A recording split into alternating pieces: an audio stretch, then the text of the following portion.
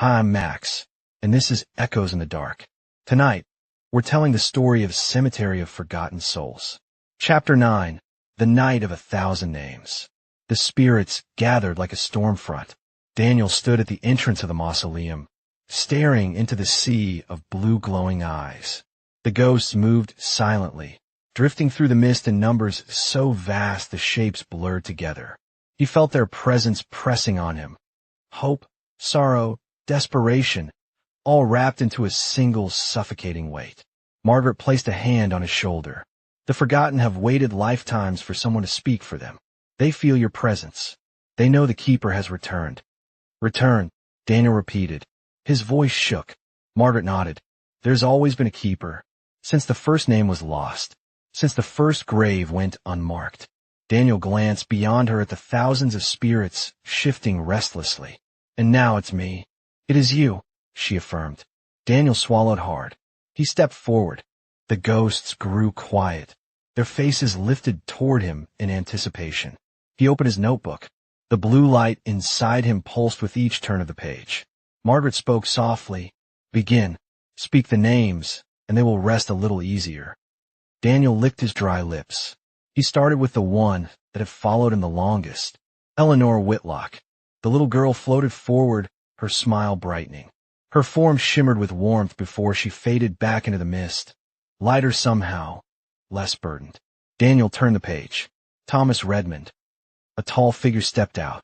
His face, once twisted in fear, eased. He bowed his head, dissolved into the blue. Name after name. Daniel whispered the dead back into memory. Some spirits bowed.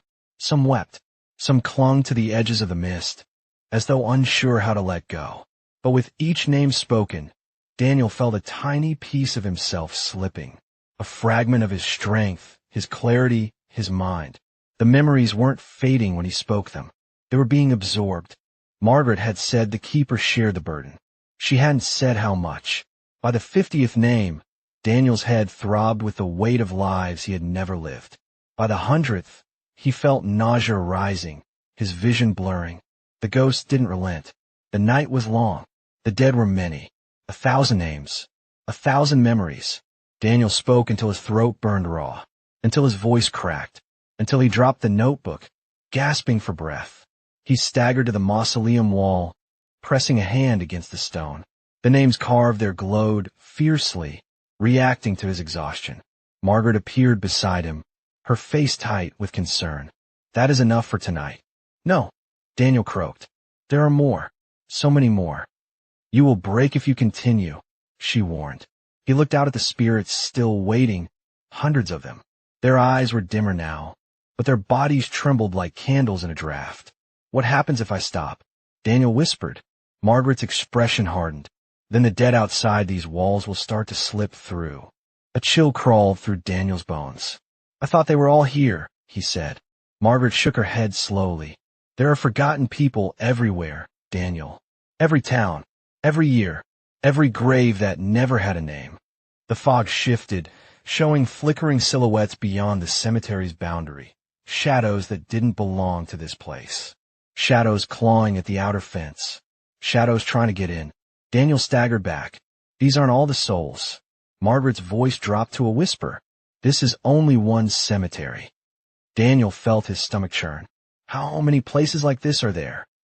Margaret stepped close until her forehead almost touched his. You've only seen one door. There are countless others. Daniel's legs nearly gave out.